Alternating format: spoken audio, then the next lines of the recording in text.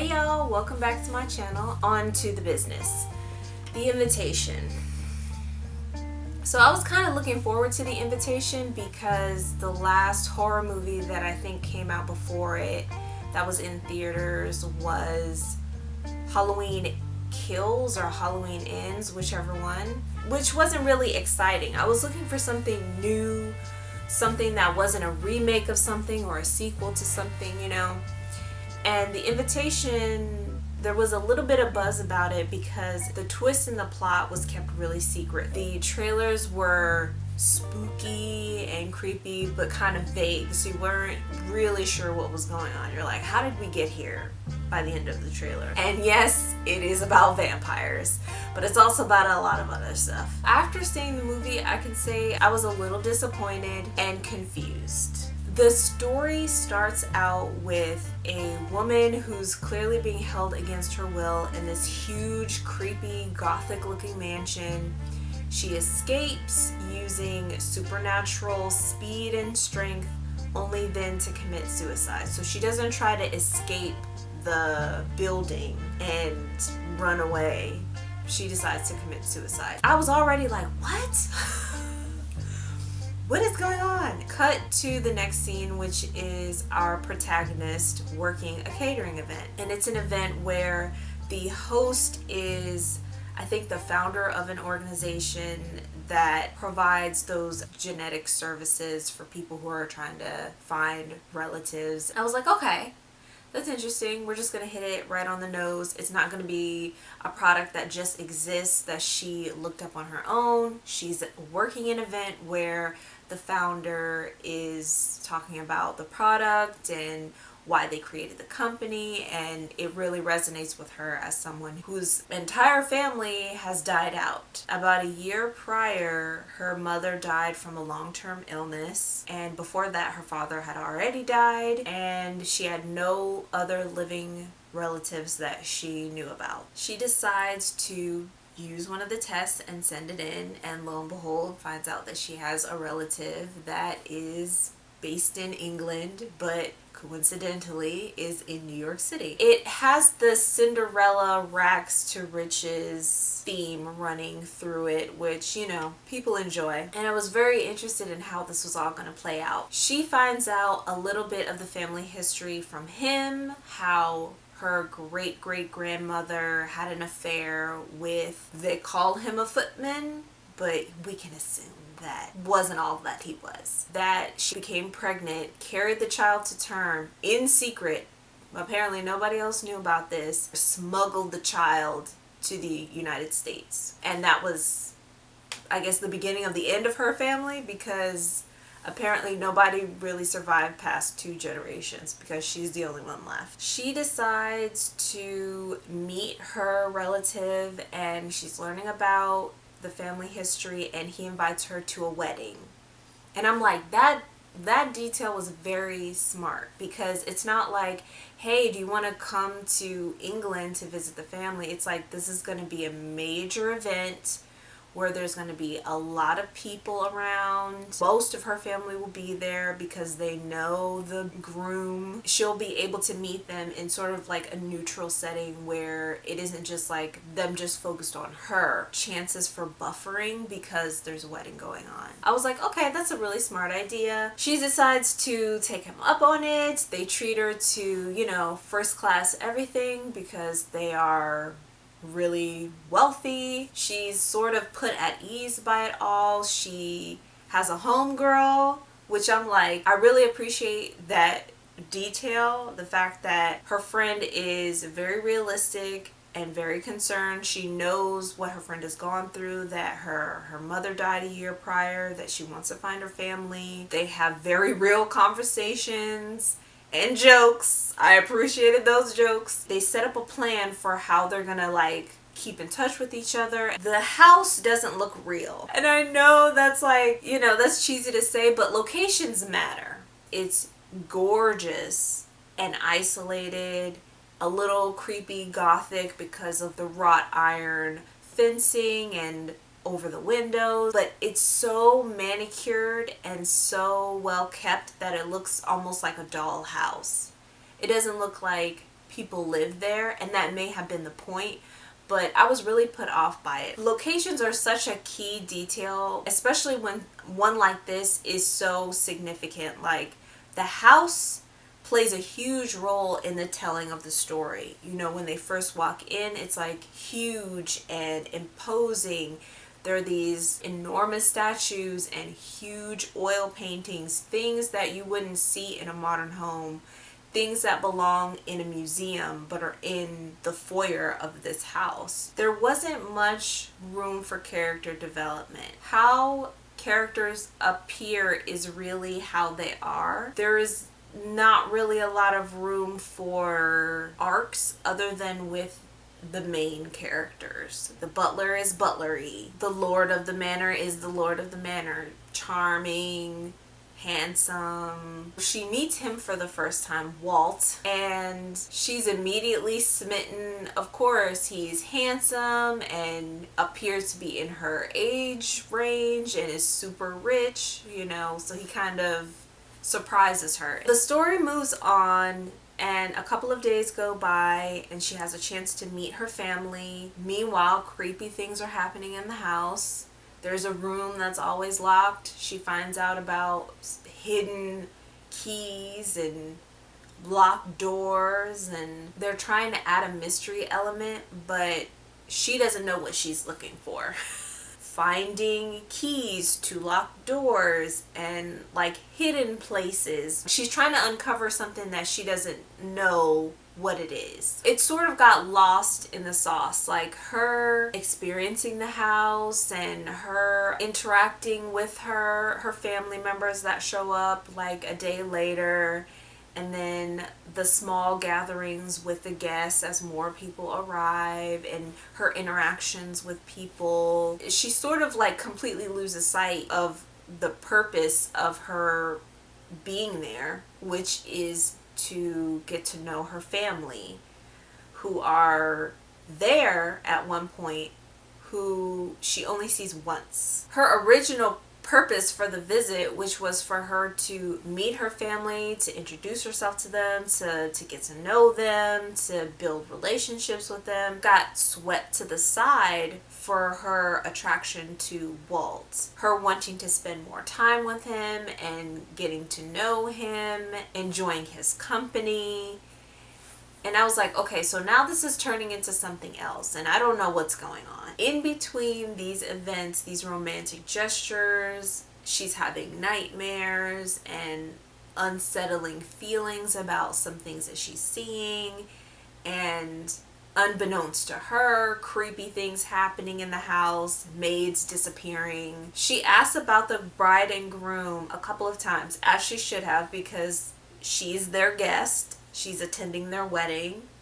So finding out, you know, just introducing herself, saying, you know, I appreciate you guys making room for me here, you know, really means a lot to me, something like that. Certain events sort of negate each other throughout the story, so that I was left mostly feeling neutral about them or confused. And then as the story progressed, just made less and less sense to me in the direction that the story took. There are attempts to stay as realistic as possible. Like a wedding, you don't just show up and they have the wedding. There are several days that lead up to a wedding. They have events, you know, cocktail parties. Typically they play games or, you know, just do little activities together in the days leading up to the wedding. By the time the day of the wedding rolls around, she is given another dress and she shows up for the dinner, and the heads of the families are there. She's been introduced to a couple of different people, mostly via their financial connection to the host, Walt. So Evie is in prison. Wait, let me back up a little bit. Evie goes to dinner in her brand new dress, super cute, bright red dress. She's invited to sit at the head of the table next to Walt. She asks about the bride and groom one more again. And then it is revealed that by Walt that he and Evie are engaged to be married and will be married officially tomorrow. And during his speech goes on about the strength and a missing person at the table, and how their strength will be fortified by this new addition. and you start to see small physical changes in his appearance, and the fangs come out. The ears are extra pointed. He develops a lisp because of the fangs, which I personally found funny. And as a tribute to Evie, they kill one of the maids and drink her blood. And that is how he introduces himself. She is going to be married to this vampire, and Dracula is supposed to be Dracula. He doesn't do Dracula justice as a character, and I didn't believe it, and I thought it was kind of like a joke. Anyway, her acting and her, as she's going through all of these things, was really what held the story together as events unfolded, because she's imprisoned and the maid helps her escape, which seems viable because the maid is a human being and not a vampire, nor does she appear to be a believer or a follower or member of the cult that is this whole thing. So sure. She escapes the house and is trying to find her way out. Her getting caught at the town, that was great. That made a whole lot more sense than a lot of what has been going on since then. So her getting the okie doke by the old lady, that was great. So she's brought back to the house for the ceremony and decides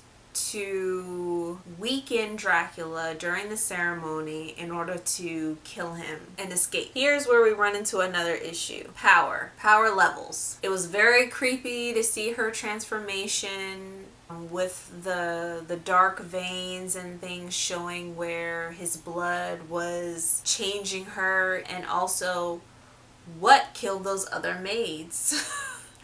Because we never see that again. We assume that the maids were killed by the other two wives, but the form that they take is one that we never see again. I was very confused why they didn't transform in order to, I don't know, subdue her or kill her, because that would have nipped this in the bud. This really could have been the end of the story. Instead, the house caught on fire. The other two wives ended up dying by accident, and then Dracula as well. So that apparently reversed the effects of the vampirism, and she was able to escape, as well as what appeared to be all of the other guests. This is how the story ends, with this showdown between her and the butler, and then her and Dracula, and that is the end of the story. Sure. But then the end of the story where her friend is there and she's cut all her hair off.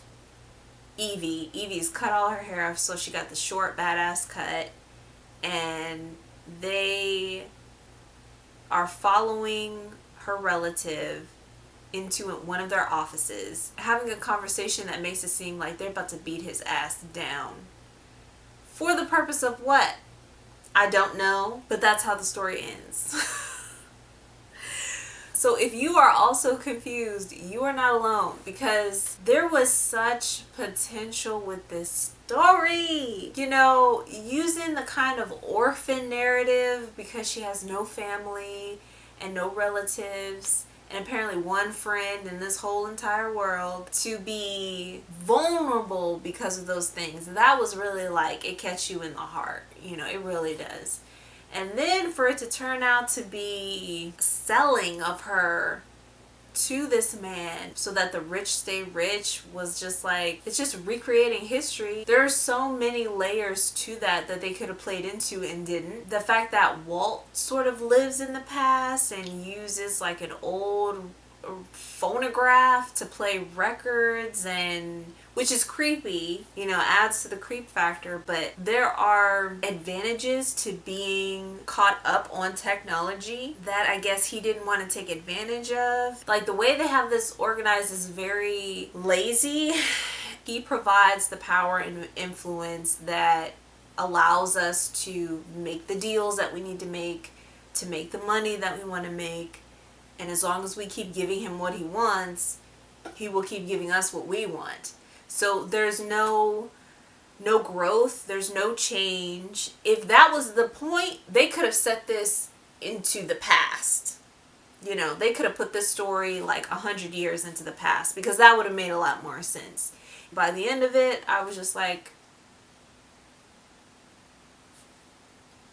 okay. So the wives dying by accident was hilarious, because the whole story was starting to fall apart soon after it started. So them like falling on a spike was just like, oh, okay, yeah, you're supposed to be super strong and super fast and just super powerful, and you fell on a spike and died. That was sort of like the whole vibe of the story. She just seems to be someone who, this is what she says she does. She's in New York City, the city of the hustlers and grinders, and she's just like making stuff at home and then apparently doing this part-time work. Well, she talks about art as something that makes it seem like it's a really big part of her life, but I wish we could have seen more of that, you know? I wish we could have learned more about how two separate families, there are no relatives. Like, how does that happen in 2022? Like, she'll have no random cousins, no, like, nobody anywhere from her mother's side of the family or her father's side of the family is anywhere. I would have liked to see more about how she's like in relationships. That would have helped, especially with the romantic angle. That's like 2/3 of this movie. So seeing like, is she dating? Has she dated anyone in a while? Like, what kind of man does she look for? Other than the fact that he's super rich and handsome and young. Those are the three things that we know about Walt, besides him, you know, being very charming and all of that. The list made me laugh and completely took me out of the story anytime he would speak. So he didn't seem intimidating or scary or especially ruthless or someone to really be afraid of. Why they weren't strong enough, the three of them weren't strong enough to take her, I don't know. I guess because the writers wanted her to win. She destroyed the source of influence and power for three other powerful and wealthy and influential families. How this story ends was very important to the overall story. Who's going to jail? Nobody. And instead she apparently becomes like some kind of vigilante. I would give this a 2 out of 5. You know, I did my best. I watched it a couple times. I was like, maybe there's something I missed. You didn't miss anything. So thank you guys so much for being here with me today. I have some more movie reviews coming on the way, and I'll see you guys next time.